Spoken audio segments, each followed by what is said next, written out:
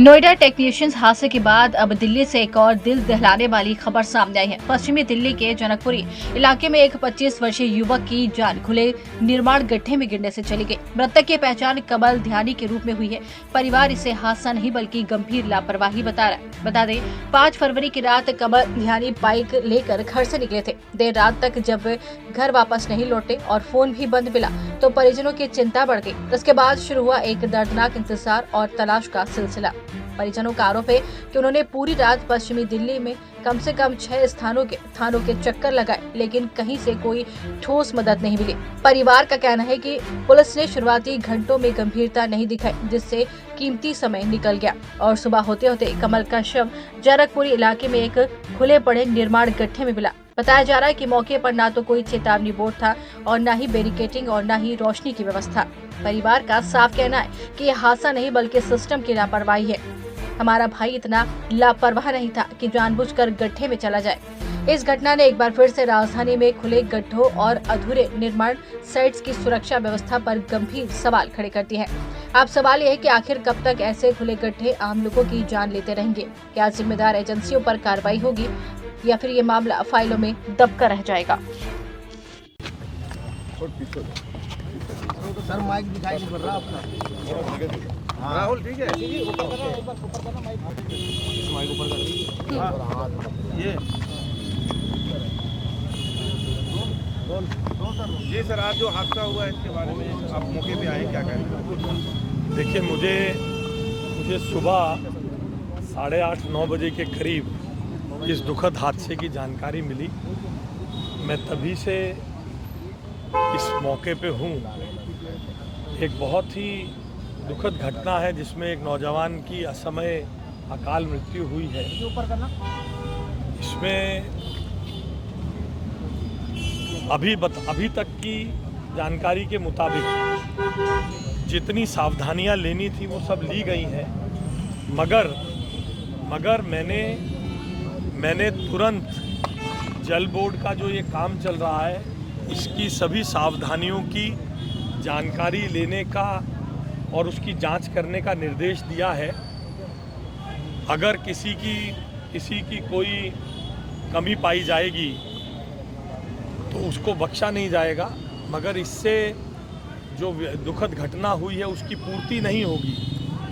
जल बोर्ड ने 3 दिन पहले ही सभी सुरक्षा मानकों के ऑडिट किए थे, सर्कुलर जारी किया था।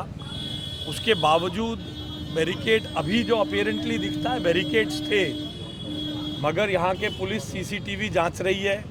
कैसे दुर्घटना हुई उसको जांचने की कोशिश कर रहे हैं। मैंने सभी उच्च अधिकारियों को और DCP traffic, joint CP traffic, उन सबको अप्रेज किया है इस बाजू की सड़क के ट्रैफिक को ठीक करने के लिए।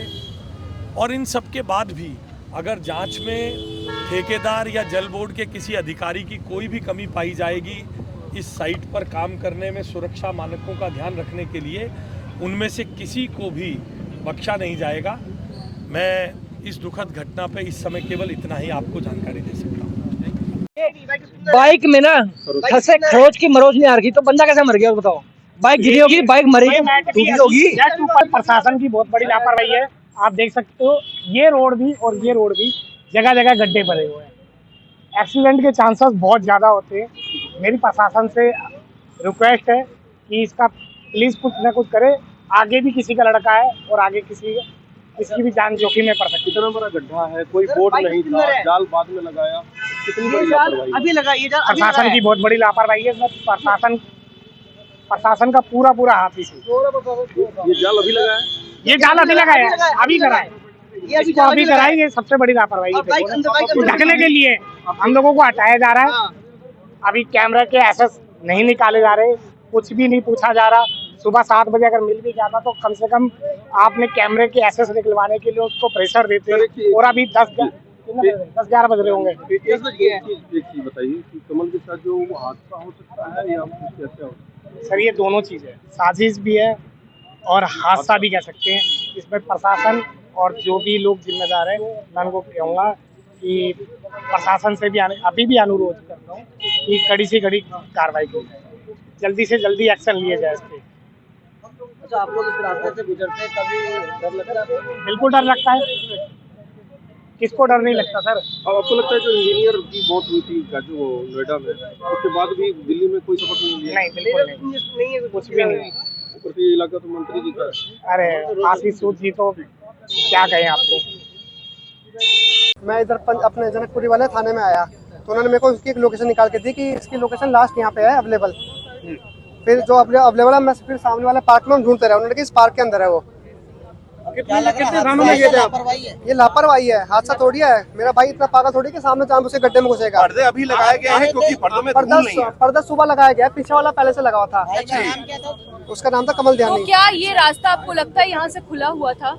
हाँ हाँ, खुला हुआ था बिल्कुल। मैंने मतलब रात को पब्लिक खुद के लिए 1:30 हम बजे देख रहे हैं कि ये पूरा जो रोड है यहाँ पे दिल्ली जलपोर्ट का काम चल रहा है। मैंने खुद रात को 1:30 बजे आके गड्ढे में चेक किया था, तब वो नहीं था यहाँ पे। अच्छा, मैं कल पूरी रात से उसको ढूंढ रहा हूँ। कल रात में गड्ढे में नहीं था? गड्ढे में नहीं था, 1:30 बजे के आसपास की बात है, नहीं था। अच्छा, कितने थानों के चक्कर लगाए? कम से कम 6 थानों में चक्कर लगाए हैं, कहीं से कोई सपोर्ट नहीं मिला, थाने की तरफ से कोई सपोर्ट नहीं मिला। तो पुलिस ने बताया नहीं क्या पूरी रात गड्ढे में था या कब उसे कुछ निकाला नहीं गया? बताया, उन्होंने सुबह बताया, वो भी उन्होंने खुद कॉल नहीं करी। मैंने अपने भाई के नंबर पे कॉल किया सुबह, तो उन्होंने आई थिंक उसको गड्ढे से उस टाइम तक निकाल चुके थे।